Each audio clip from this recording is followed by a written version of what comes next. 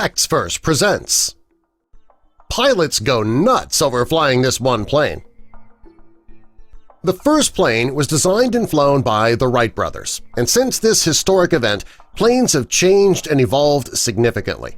In the 1950s and 60s, militaries all over the world tried to make changes to give planes an edge so that they'd be ready for war.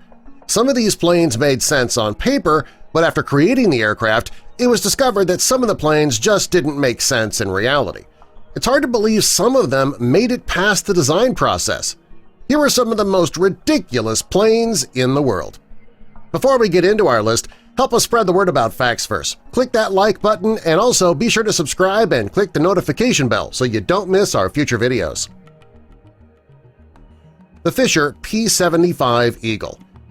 The P75 Eagle was supposed to be a success, the 75 cam from the French 75mm gun of the Great War that was supposed to be a symbol of victory. Unfortunately, the engine did not live up to the hype. It was highly disappointing. The engine didn't have enough horsepower and it affected the overall performance of the plane. The DC-10.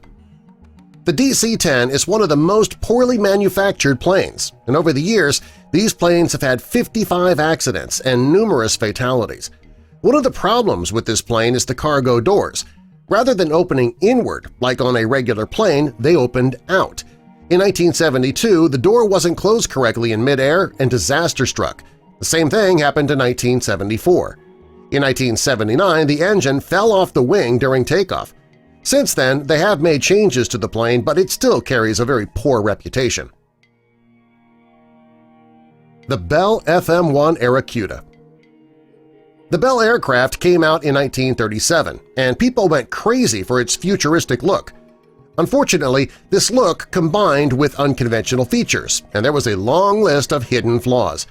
Because of where the engine and the guns were placed, it was easy for the weapons to fire at bombers while in formation, and the engine would overheat.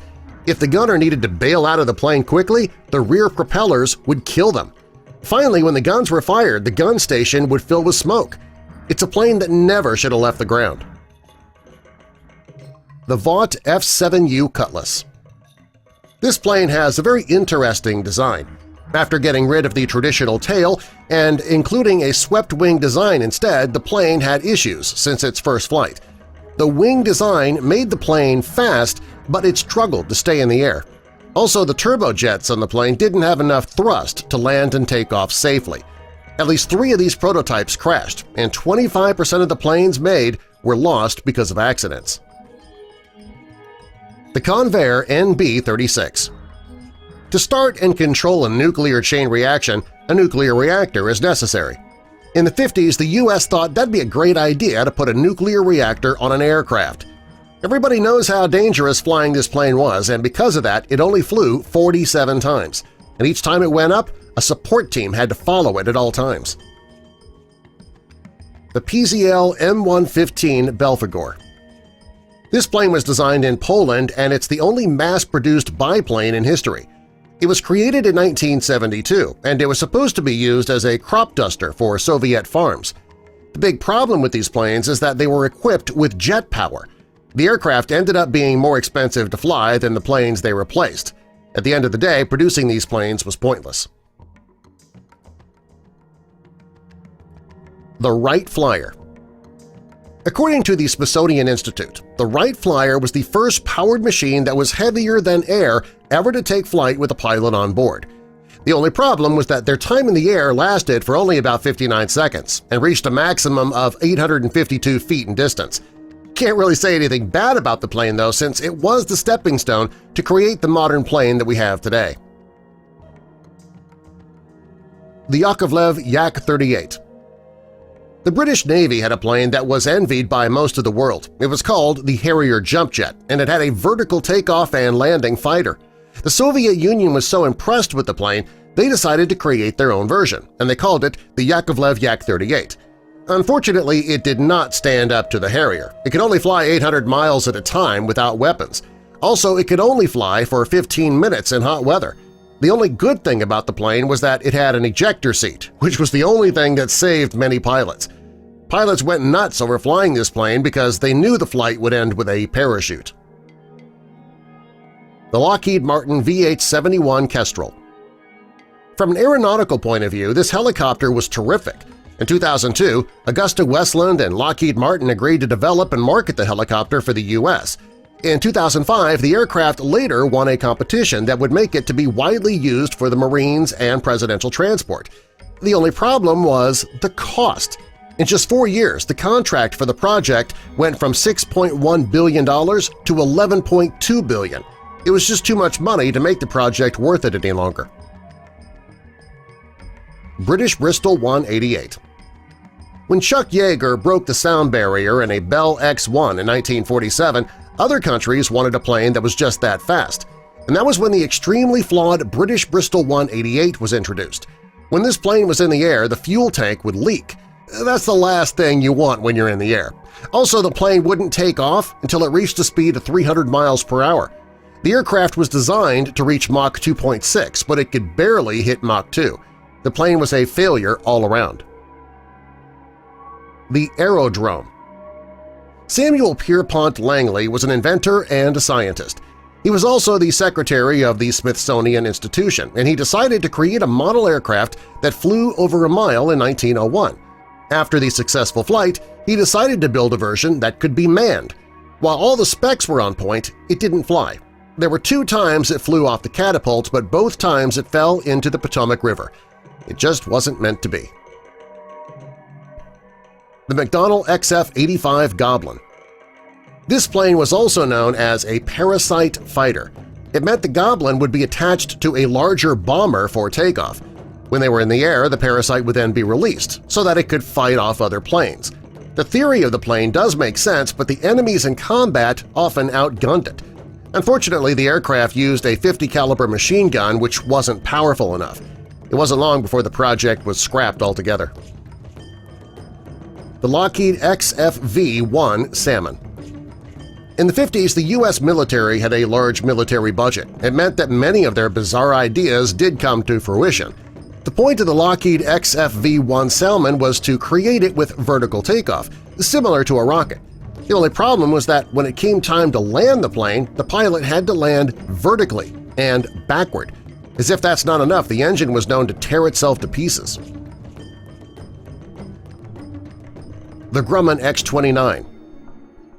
In the 80s and 90s, the United States Air Force used a Grumman X29A. It had a forward-swept wing which was very unique. The wing's design was to allow it to handle better at supersonic speeds. Unfortunately, it only made the plane aerodynamically unstable. The plane was practically unflyable. Without a digital flight computer on board, the flight path couldn't be corrected. It was a colossal disaster. The Bade 152. The Bade 152 was the German-designed airliner, and they built it with many bomber concepts. It had a high wing and outrigger wheels on the wingtips. That works great with bombers, but not with airlines. During its second flight, the prototype crashed. The entire crew died. On another occasion, the engineers discovered that the fuel line stopped working during the plane's descent, and the engines failed. The project ended in 1961, and the Bade 152 was the only plane made by the East Germans. The Rockwell XFV12. This plane was made in the 70s, which doesn't really make sense. Why would the wealthiest aviation industry create an aircraft that couldn't fly? The Rockwell had a fancy look, with a unique wing style and a pointed front. It also had a system called the Thrust Augmenter Wing. It was supposed to allow vertical flight. Unfortunately, it only lifted up about 3/4 of a foot off the ground. It never flew. The whole project was a massive waste of money. The Tupolev TU144. This is one of 2 supersonic airliners. The other is the Concorde. They both came out in the late 70s, and the Concorde became an icon. The Tupolev was just dangerous. The prototype first flew at the Paris Air Show, and it crashed. The crash occurred when 22 out of the 24 systems failed mid-flight. The plane only took off 55 times before it was finally taken out of use for good. Dassault Balzac V. This plane is another one that looked great on paper, but it was horrible in reality. The French created the fighter jet so that it could land and take off vertically.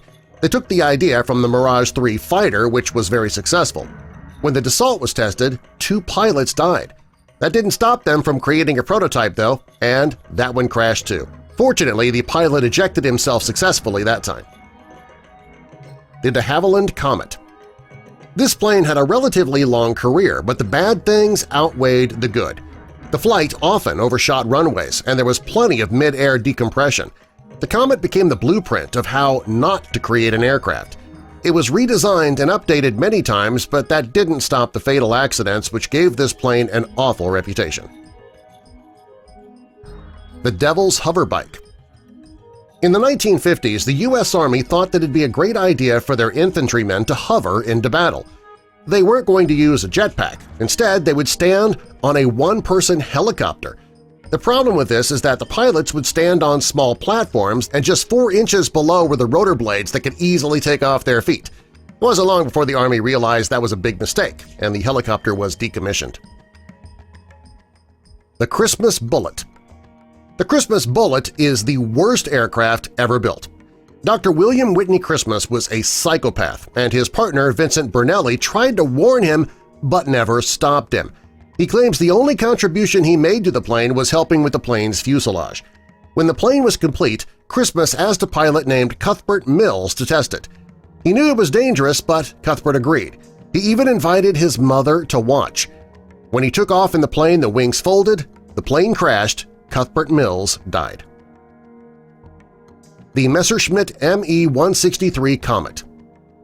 This was a rocket-powered interceptor that was designed to shoot down any enemy aircraft that tried to raid Germany. The plane was very fast. It was said to be able to reach speeds of up to 100 miles per hour or faster. It was actually faster than any plane in the Allied fleet at the time. The only problem was that it could only carry enough fuel to keep it in the air for 3 minutes. That meant after a very brief mission, the plane would have to glide to the ground. Fuel leaks often occurred, so they even had less time in the air, and it would often cause fires and explosions. Many pilots died during the testing and training process. Subscribe for more!